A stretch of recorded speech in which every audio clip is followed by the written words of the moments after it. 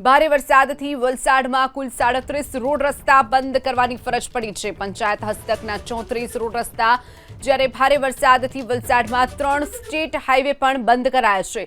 ડેમમાંથી 25,000 ક્યુસેક પાણી છોડાયું છે, જેના કારણે આ રસ્તા બંધ કરવાની ફરજ પડી। વલસાડ જિલ્લા માટે 3 કલાકમાં રેડ એલર્ટ જાહેર કરવામાં આવ્યું છે। કલેક્ટરે આ માહિતી આપી છે।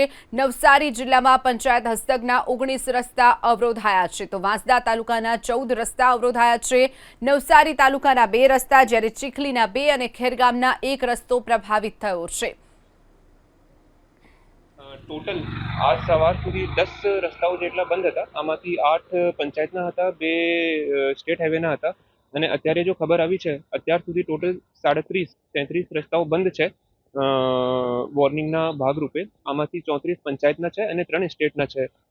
આવતા 3 કલાક માટે રેડ એલર્ટ છે સાઉથ ગુજરાતના બધા જિલ્લાઓમાં। વલસાડ છે, નવસારી છે, તાપી છે, આ જિલ્લાઓમાં તો આ રેડ એલર્ટના ભાગરૂપે તંત્રની પૂરી તૈયારી છે।